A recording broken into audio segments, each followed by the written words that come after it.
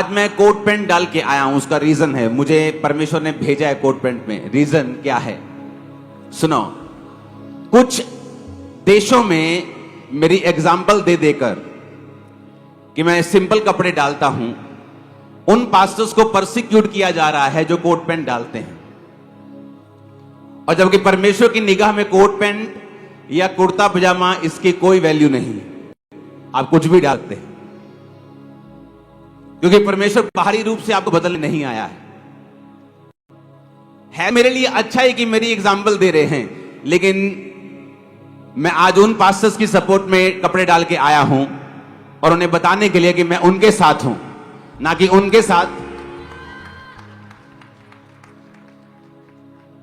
क्योंकि जो परमेश्वर के जन हैं, जो खुदा के जन हैं, वो माहौल नहीं देखते, वो पाला नहीं देखते, वो वही बोलते हैं जो खुदाबंद ने उन्हें बोलने के लिए भेजा है।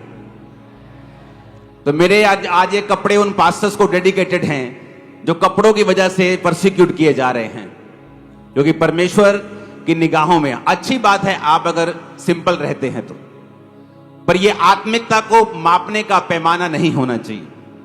इसलिए परमेश्वर के एक महान दास जो आज प्रभु के पास चले गए हैं, उन्होंने एक बात बोली थी, ना तो फैशन के अगुए बने और ना ही बहुत पीछे चले। अगर आप बहुत पीछे चलेंगे, जो आधुनिक युग है वो आपकी टेस्टिमनी को कबूल नहीं कर पाएगा।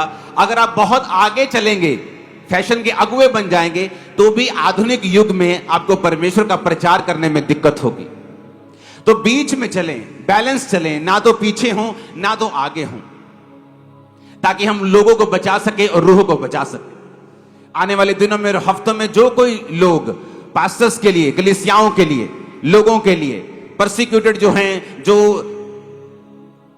सताव को सह रहे हैं, उनके लिए प्रेयर्स करेंगे आने वाले कुछ हफ्तों में। अगर वो आप हैं, परमेश्वर एक ग्रेट ब्लेसिंग को आपकी फैमिली के ऊपर रिलीज करेगा। आप मेरी बात समझ रहे कि नहीं?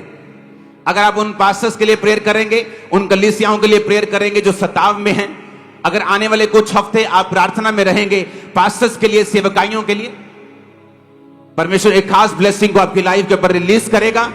आपके, मैं भविष्यवाणी करता हूं, आपके रिश्तेदार उस गवाही को देखने वाले हैं। आमीन। मेरे को ऊंचे वाला चाहिए चर्च। हालेलुया। क्रिश्चियनिटी एक ऐसा, अगर हम इसे रिलीजन के फेस के रूप में देखें, रिलीजन धर्म के रूप में देखें, तो धरती पे ऐसा कोई धर्म नहीं है जिसमें क्रिश्चियनिटी जितनी शहादतें हों। कोई उसके आस पास भी नहीं है, 1% भी नहीं है। हर साल 1 लाख क्रिश्चियंस मारे जाते हैं अपने फेथ के कारण। कोई आकर बता दे कि मेरे धर्म में 1 लाख लोग मरते हैं हर साल विश्वास के कारण, कोई नहीं बता सकता।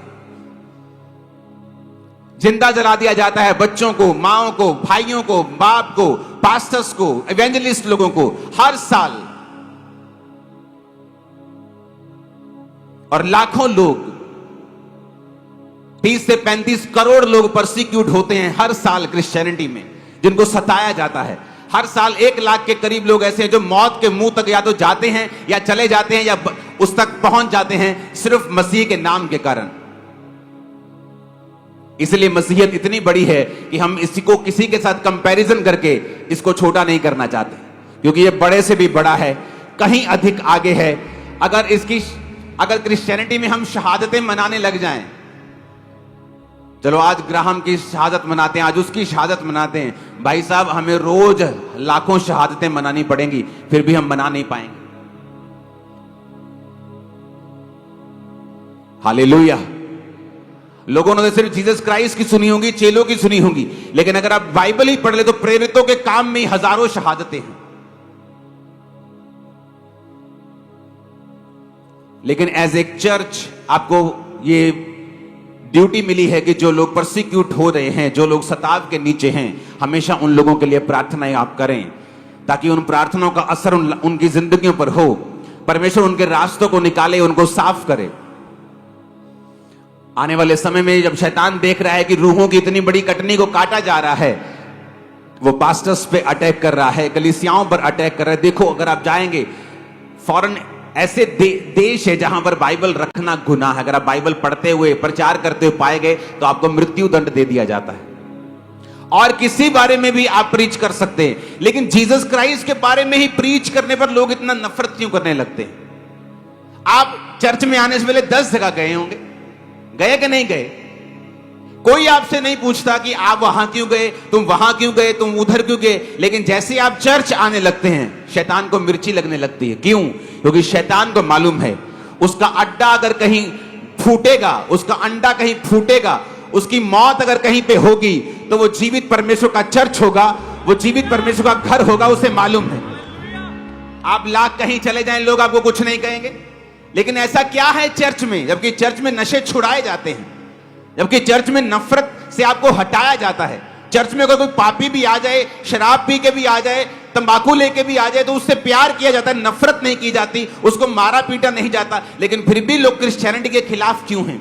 फिर भी लोग परमेश्वर के खिलाफ क्यों हैं? क्योंकि शैतान नहीं चाहता कि लोग सच्चाई को जानें। क्योंकि वचन कहता है कि जब तुम सच्चाई को जान जाओगे तो सच्चाई तुम्हें आजाद करेगी। मेरी प्रार्थना यह है, आज इस पुलपिट से आपका रिश्तेदार का एक एक रिश्तेदार, आपके लोग, आपका मोहल्ला जीसस क्राइस्ट की सच्चाई को जान जाएगा अगले 5 और 10 और 20 सालों में, इन जीसस ने।